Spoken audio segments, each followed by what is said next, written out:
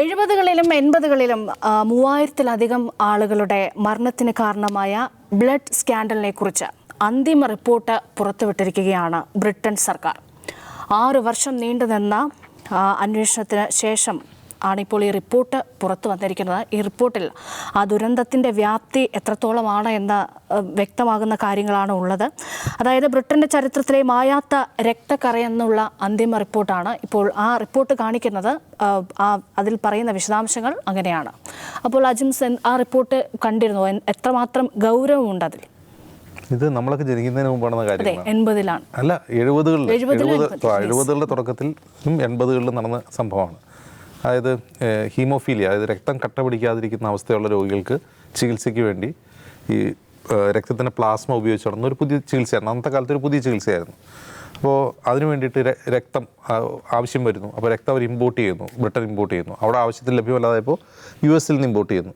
അപ്പോൾ ഇമ്പോർട്ട് ചെയ്ത രക്തത്തിൻ്റെ പ്ലാസ്മ സംയോജിപ്പിച്ച്, പലരുടെയും രക്തത്തിൻ്റെ പ്ലാസ്മകൾ സംയോജിപ്പിച്ചാണ് ഈ ചികിത്സ നടത്തുന്നത്. അപ്പോൾ അന്ന് തന്നെ NHS എന്ന് പറയുന്ന നാഷണൽ ഹെൽത്ത് സർവീസ്, അതാണ് ബ്രിട്ടനിലെ ആരോഗ്യ വകുപ്പ്, അവർക്ക് വാണിംഗ് കൊടുത്തിരുന്നു, ഇങ്ങനെ ചെയ്യരുത്, ഈ പലരുടെയിൽ നിന്നും ലഭിക്കുന്ന രക്തത്തെ മിക്സ് ചെയ്തിട്ട് ഈ ചികിത്സ നടത്തരുത്, കാരണം അത് കണ്ടാമിനേറ്റഡ് ആവാൻ സാധ്യതയുണ്ട് എന്ന് വാണിംഗ് കൊടുത്തു. വേൾഡ് ഹെൽത്ത് ഓർഗനൈസേഷൻ നേരത്തെ തന്നെ അവർ ഗൈഡ് ലൈൻസ് ഉണ്ട് ഇങ്ങനെ ചെയ്യുന്നത്. പക്ഷെ അവരത് ചെയ്തു. അത് ചെയ്തപ്പോൾ ഉണ്ടായ സംഭവം എന്ന് വെച്ചാൽ 10-30,000 പേർക്ക് ഇത് ഇൻഫെക്ഷൻ ഉണ്ടായി, 10,000 പേര് മരിച്ചു. എന്ത് ഇൻഫെക്ഷനാണ്? ഒന്ന് ഹെപ്പാറ്റൈറ്റിസും മറ്റൊന്ന് എയ്ഡ്സും. നമ്മൾ ശ്രദ്ധിക്കേണ്ട കാര്യം, എയ്ഡ്സ് കണ്ടുപിടിക്കുന്നത് 80കളുടെ തുടക്കത്തിലാണ്. അപ്പോൾ എയ്ഡ്സ് രോഗം തിരിച്ചറിയുന്നത്. അപ്പോൾ അത് HIV എന്ന് പറയുന്ന വൈറസാണ് എന്നറിയുന്നത് പിന്നെയും കുറേ കഴിഞ്ഞിട്ടാണ് തിരിച്ചറിയുന്നത്. അപ്പോൾ ഈ മരിച്ചവരൊക്കെ എയ്ഡ്സ് വന്ന് മരിച്ചവരുണ്ട്.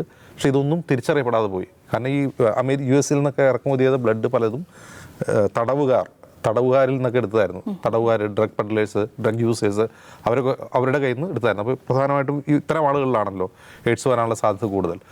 അപ്പോൾ അവർ പൈസയ്ക്ക് വേണ്ടി വിറ്റതാണ്. അപ്പോൾ ഒന്ന് ആലോചിച്ച് നോക്കുക, പണത്തിന് വേണ്ടിയിട്ടാണ് അവർ രക്തദാനം ചെയ്തത്, ഈ US നിന്ന് ഇറക്കുമതി ചെയ്തത്. അപ്പോൾ ഇതും ബ്രിട്ടനും ഇത് കാശ് കൊടുത്തായിരിക്കുമല്ലോ വാങ്ങിയിട്ടുണ്ടാവുക. ഒന്ന് ആലോചിച്ച് നോക്കുക, ഈ മുതലാളിത്തത്തിൻ്റെ ഒരു പ്രശ്നം നമ്മൾ മനസ്സിലാക്കുക. ഇപ്പോൾ ബ്രിട്ടൻ്റെ ഒരു ഹെൽത്ത് സിസ്റ്റം എന്ന് നമുക്കറിയാം, അത് യൂണിവേഴ്സൽ ഫ്രീ ഹെൽത്ത് കെയർ ആണ്. അവിടെ ബ്രിട്ടനിലുള്ള പൗരന്മാർക്കും അവിടെ താമസിക്കുന്ന ആൾക്ക് മുഴുവനായിട്ടും എല്ലാവർക്കും സൗജന്യ ചികിത്സയാണ് NHS ചെയ്യുക. അപ്പോൾ കേരളത്തിലേക്ക് ഹെൽത്ത് സിസ്റ്റമായിട്ട് നോക്കുമ്പോൾ അവിടെ കുറേ പ്രശ്നങ്ങളുണ്ട്. കാരണം ഒരു അപ്പോയിൻമെൻറ്റ് കിട്ടാനും ചികിത്സ കിട്ടാനൊക്കെ ബുദ്ധിമുട്ടുണ്ടാകും. പക്ഷേ എങ്കിൽ പോലും എല്ലാവർക്കും സൗജന്യമാണ്. അപ്പോൾ സൗജന്യമായതുകൊണ്ടാണ് ഇത് ഈ പറയുന്ന ചികിത്സ നടപ്പാക്കുകയും എല്ലാവരിലേക്ക് എത്തുകയൊക്കെ ചെയ്തതാണ്. ഇവിടുത്തെ ഒരു പ്രശ്നം, ഈ 50 വർഷത്തിന് ശേഷം ഇതിങ്ങനെ സംഭവിച്ചു എന്ന് വരാൻ കാരണം എന്താണ്? ഇങ്ങനെ ഇതിൻ്റെ വിക്ടിംസ് കോടതിയിൽ പോവുകയും കോമ്പൻസേഷൻ പോവുകയും ചെയ്തപ്പോഴാണ് ഇതിൽ അന്വേഷണം വരികയും അന്വേഷണ റിപ്പോർട്ട് വരികയും ചെയ്തത്. അവിടെ ഇപ്പോഴത്തെ ബ്രിട്ടീഷ് പ്രധാനമന്ത്രി ഋഷി സുനക്ക് പാർലമെൻറ്റിൽ മാപ്പ് പറയുകയാണ്. എനിക്കതാണ് വളരെ കൗതുകരമായിട്ട് തോന്നുന്നത്. ഒന്ന്, അദ്ദേഹം ചെയ്തൊരു കാര്യമല്ല. ഈ സംഭവം നടന്ന 70 മുതൽ 80 വരെയുള്ള സമയത്ത് ലേബർ പാർട്ടിയും ഭരിച്ചിട്ടുണ്ട്, കൺസർവേറ്റീവ് പാർട്ടിയും ഭരിച്ചിട്ടുണ്ട്. അവർ മാറി ഭരിച്ചതാണ്. അപ്പോൾ ഏത് പാർട്ടി എടുത്ത തീരുമാനമാണെന്നുള്ളതൊന്നും അയാൾ നോക്കുന്നില്ല. അവിടെ രാഷ്ട്രീയ നേട്ടത്തിന് ശ്രമിക്കുന്നില്ല. നിങ്ങൾ ലേബർ ഭരിച്ചുകൊണ്ടിരുന്നപ്പോൾ ചെയ്ത പണിയാണ് ഇതെന്ന് പറഞ്ഞ് ഇലക്ഷന് പ്രസംഗിക്കാൻ പോവല്ല ചെയ്യുന്നത്. ഒരു പ്രധാനമന്ത്രി അതിന് ഉത്തരവാദിത്വം ഏറ്റെടുത്ത് രാജ്യത്തോട് മാപ്പ് പറയുകയാണ്. അതൊരു ജനാധിപത്യത്തിൻ്റെ ഉദാത്തമായ മാതൃകയാണ്. ഇത് ഇന്ത്യയിലെ സംഭവിച്ചെന്ന് നോക്കുക, എന്തായിരിക്കും ഉണ്ടാവുക? ഒരു ഇലക്ഷൻ സമയത്ത് എന്തായിരിക്കും ഉണ്ടാവുക? നെഹ്റു ചെയ്ത കാര്യത്തിന് വരെ ഇപ്പോഴും മറുപടി പറയിച്ചുകൊണ്ടിരിക്കുകയാണ്. അത് മാർഗരറ്റ് താച്ചറിന് മുമ്പുള്ള പ്രധാനമന്ത്രിമാരാണ്. മാർഗരറ്റ് താച്ചർക്ക് മുമ്പുള്ള പ്രധാനമന്ത്രിമാരാണ് ഇത് ചെയ്തത്. അതിൽ ലേബർ പാർട്ടിയുണ്ട്, കൺസർവേറ്റീവ് പാർട്ടിയുണ്ട്. എങ്കിൽ പോലും ഋഷി സുനക് പറയുന്നതാണ്, ഇത് രാജ്യത്തോട് ഞാൻ മാപ്പ് പറയേണ്ട കാര്യമാണെന്ന് അദ്ദേഹത്തിന് തോന്നുകയാണ്. എന്ന് മാത്രമല്ല, ഇതിൽ കോമ്പൻസേഷൻ കൊടുക്കേണ്ടി തന്നെ വരികയും തന്നെ ചെയ്യും. അതാണ്ട് ഒരു 1,400 ബില്യൺ ഡോളറിൻ്റെ കോമ്പൻസേഷൻ അത്ര തന്നെ കൊടുക്കേണ്ടി വരുന്ന ഒരു വലിയ പ്രശ്നമാണിത്. പക്ഷെ അത് സ്വയം ഏറ്റെടുക്കുക, അതിൽ രാഷ്ട്രീയമായ ആരോപണ പ്രത്യാരോപണങ്ങൾക്ക് തയ്യാറാവാതിരിക്കുക എന്നുള്ളത് വളരെ മാതൃകാപരമായ ഒരു ജനാധിപത്യം. നമ്മൾ വീണ്ടും ഒരു കാര്യം കൂടി പറയണം. നമ്മൾ അവിടെയും ഈ കേരളത്തിലെ ഹെൽത്ത് സിസ്റ്റത്തിന് എന്തൊക്കെയോ പ്രശ്നമുണ്ട്. കഴിഞ്ഞ ദിവസങ്ങളിലൊക്കെ മെഡിക്കൽ കോളേജിലെ വീഴ്ചകൾ, ചികിത്സാ പിഴവുകൾ, അതൊക്കെ വലിയ ചർച്ചയായിരിക്കുന്ന ഒരു സമയമാണ്. നമ്മൾ മനസ്സിലാക്കേണ്ട ഒരു കാര്യം, അതിൽ നമ്മൾ അഭിമാനിക്കേണ്ട ഒരു കാര്യമുണ്ട്. ഇപ്പോൾ ലോകത്തെ ഏറ്റവും ശക്തിയുള്ള 2 ജനാധിപത്യ രാജ്യങ്ങൾ, ഒന്ന് അമേരിക്കയും ഒന്ന് ബ്രിട്ടനും. അമേരിക്കയിൽ ആർക്കും സൗജന്യ ചികിത്സയില്ല. അവിടെ നമുക്കൊരു അസുഖം വന്നാൽ കുറഞ്ഞതൊരു ഒറ്റ ഉദാഹരണം പറയാം. നമ്മുടെ ഒരു കാലൊടിഞ്ഞു കഴിഞ്ഞാൽ നമ്മുടെ ഒരു 30,000 രൂപ മുതൽ 1,00,000 രൂപ വരെ ചിലവാകും. അത് നമ്മുടെ പോക്കറ്റിൽ നിന്ന് പോകും. നമുക്ക് ഇൻഷുറൻസ് ഇല്ലെങ്കിൽ നമ്മുടെ പോക്കറ്റിൽ നിന്ന് തുറന്നു വരും. അവിടെ എല്ലാ പൗരന്മാർക്കും ഇൻഷുറൻസ് എടുത്തേ ചികിത്സിക്കാൻ കഴിയും. അവിടെ സൗജന്യ ചികിത്സ എന്നില്ല. അതേസമയം ബ്രിട്ടനിൽ എങ്ങനെയാണ്? ബ്രിട്ടനിൽ എല്ലാവർക്കും യൂണിവേഴ്സലായിട്ടുള്ള സൗജന്യ ചികിത്സയാണ്. നമ്മൾ ഇതിന് രണ്ടിനെയും കേരളത്തിൻ്റെ അവസ്ഥയിലേക്ക് ഒന്ന് ട്രാൻസ്ലേറ്റ് ചെയ്ത് മനസ്സിലാണ്. അപ്പോൾ നമ്മൾ സ്വർഗ്ഗത്തിലാണ് ജീവിക്കുന്നത് മനസ്സിലാവുക. ഈ പറയുന്ന പ്രശ്നങ്ങളോടൊപ്പം തന്നെ ഈ പറയുന്ന ആരോഗ്യ സംവിധാനങ്ങളിലെ വീഴ്ചകൾ, അവയവമാറ്റ ശസ്ത്രക്രിയകൾ, മെഡിക്കൽ നെഗ്ലിജൻസ് ഇതൊക്കെ ഉള്ളതോടൊപ്പം തന്നെ നമുക്കിവിടെ ഒരു അസുഖം വന്നു കഴിഞ്ഞാൽ നമ്മുടെ പോക്കറ്റ് കീറുന്നില്ല. കാരണം ഒരു വശത്ത് സർക്കാരിൻ്റെ സുസജ്ജമായ ഡീസെൻട്രലൈസ്ഡ് ഹെൽത്ത് സിസ്റ്റം ഉണ്ട്. ഇത്രയും വികേന്ദ്രീകൃതമായ ആരോഗ്യ സംവിധാനം ലോകത്തൊരു രാജ്യത്തുമില്ല. ഇത് ഞാൻ ആധികാരികമായി പറയുകയാണ്.